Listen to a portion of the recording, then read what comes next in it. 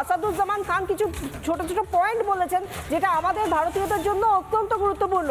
এই মুহূর্তে সেদিকেই আমরা নজর রাখবো, যেখানে 5ই আগস্টের পর জেলখানা খুলে দেওয়া হয়েছিল। বাংলাদেশে প্রকাশ্যে জঙ্গি সংগঠন সংগঠিত করেছে। জঙ্গি সংগঠন সংগঠিত করতে মদত দিচ্ছে কে? পাকিস্তান। পাক আইএসআই এর মদত নিচ্ছে কে? মোহাম্মদ ইউনূস। বাংলাদেশ থেকে জঙ্গি বাহিনী তৈরি করছে। শুধু ভারত নয়, বিশ্বের সমস্ত শান্তিপ্রিয় শান্তিকামী দেশের জন্য বিপদ বাংলাদেশ। এই নিয়ে কি বলছেন আসাদুজ্জামান খান, শুনুন। কামাল সাহেব, আমার মনে আছে পাক জঙ্গি গোষ্ঠী নিয়ে আপনি বরাবর খুব ভোকাল ছিলেন। আপনি নিজে একজন স্বাধীনতা সংগ্রামী। পাক বা পাকিস্তান কী জিনিস, রাজাকাররা কী জিনিস আপনার থেকে বা শেখ হাসিনার থেকে বা মুজিব কন্যা মুজিব পরিবারের থেকে ভালো কেউ জানে না। পাকিস্তানের জঙ্গি গোষ্ঠীগুলো, আমার কাছে খবর আছে এবং ভারতের বিভিন্ন এজেন্সির কাছে এই মুহূর্তে সূত্রের খবর আমরা যা পাচ্ছি, 42টি জঙ্গি গোষ্ঠী তাদের ঘাঁটি গেড়েছে বাংলাদেশের বিভিন্ন কর্নারে, বিভিন্ন জেলায়। পাকিস্তান জঙ্গি গোষ্ঠী, পাক জঙ্গি গোষ্ঠী যেভাবে দাপিয়ে বেড়াচ্ছে বাংলাদেশে, I am sorry to say, বাংলাদেশকে এখন দেখে মনে হচ্ছে পূর্ব পাকিস্তান।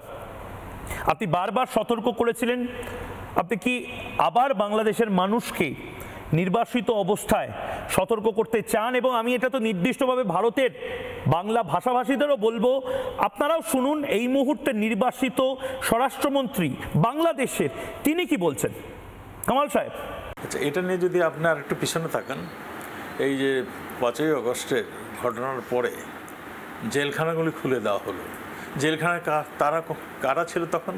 এই কাশিমপুরে ছিল আমাদের এই ভয়াবহ জঙ্গি, যারা নাকি এই লিডার ছিল এই জঙ্গি সংগঠনগুলির, তাদের ওখানে ছিল। তাদেরকে তারা বের করে দিয়েছে, বিনা শর্তে সবগুলি ছেড়ে দিয়েছে। আপনি জুলাই মাসে আপনারা দেখেছেন আমাদের নরসিংদী ডিস্ট্রিক্টের কারাগার থেকে মহিলা জঙ্গি সহ 6 জন জঙ্গিকে তারা বের করে নিয়ে গিয়েছিল এবং সেই জায়গার যত অস্ত্র তারা সেখান থেকে লুট করে নিয়ে গিয়েছিল। শুধু মানে আমাদের জেলখানার অস্ত্র নয়, আজকে 400 পুলিশ মানে ওটাকে বলে পুলিশ স্টেশনের অস্ত্র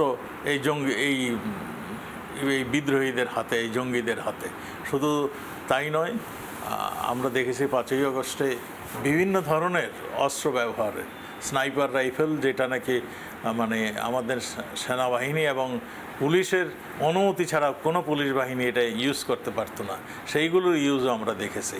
তারা বলতেছিল যে হেলিকপ্টার থেকে গুলি করা হয়েছে। আমাদের যেই হেলিকপ্টার র্যাবের ছিল, সেই হেলিকপ্টার 1 ইঞ্জিন বিশিষ্ট হেলিকপ্টার, খুবই ছোট একটা হেলিকপ্টার, সেখান থেকে টার্গেট ফায়ার ইম্পসিবল। সেখান থেকে তারা মানুষ উদ্ধার করেছিল, যেখানে আটক করে গিয়েছিল সেইখান থেকে মানুষ উদ্ধার করেছিল, যেখানে নাকি মানে পুলিশ হত্যা করতে চেয়েছিল। একটা হসপিটালে মানে মা আর ছেলেকে তারা উদ্ধার করে নিয়ে আসছে, কোনোখানে টিচারদেরকে উদ্ধার করে নিয়ে আসছে। এই মানে হেলিকপ্টারটা সেই কাজেই নিয়োজিত হয়েছে, আর তারা প্রপাগান্ডা করে বেরাচ্ছে যে এই হেলিকপ্টার থেকে গুলি করা হয়েছে। এই হেলিকপ্টার থেকে গুলি করা হয়নি। হ্যাঁ, মবের উপরে তারা মাঝে মাঝে ওই যে আমাদের সাউন্ড গ্রেনেড যেটাকে বলে, যেটা নাকি মানুষ সরিয়ে দেওয়ার জন্য যেটা পুলিশ ইউজ করে, গ্রেনেড শব্দটা বললে অনেকেই হতচকিত হয়। এটা একটা বিকট শব্দ হয় এবং মানুষ মানে ক্রাউড ডিসমেল করার জন্য এটা ব্যবহার করে। এটা সব দেশেই করে, শুধু বাংলাদেশ না, সব দেশেই করে। সেইটা হেলিকপ্টার থেকে 2-1টা থ্রো হয়েছিল। এইটা আমাদেরকে র্যাবের ডিজি বলেছেন, এইখান থেকে কোনো ফায়ার হয়নি। আপনি যদি আমাদের রংপুরের ওই যে ইউনিভার্সিটির সামনে যে ছেলেটি কে হত্যা করা হলো, যেটা নাকি একদম চরম আন্দোলনে চলে আসলো, সেই ছেলেটাও এখন আজকে কথায় কথায় চলে আসছে, পুলিশের গুলিতে নিহত হয়নি। পুলিশ যে ছড়াগুলি রেখেছে তার পিঠে পেটের মধ্যে ছিল, এইগুলির ভিতরেও তেমন ঢোকে নাই। 1-2 মিলিমিটার পর্যন্ত ঢোকার পরেই ওগুলি কিন্তু কার্যকারিতা হারাইছে। এটা আপনারা সবাই জানেন। এই সমস্ত নন লিথাল ইকুইপমেন্টস মানে ছড়াগুলি, রাবার বুলেট, এগুলিতে মানুষ মারা যায় না।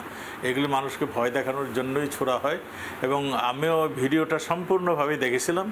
তাকে পিছন থেকে কেউ কিছু নিক্ষেপ করেছিল, সে নিক্ষিপ্ত সেই সে মানে সে আহত হয়েছিলেন কয়েক মিনিট নিচে বসেছিলেন এবং তারপর দাঁড়িয়ে সে আরেকজন বন্ধুর সহযোগিতা চলে গিয়েছিলেন।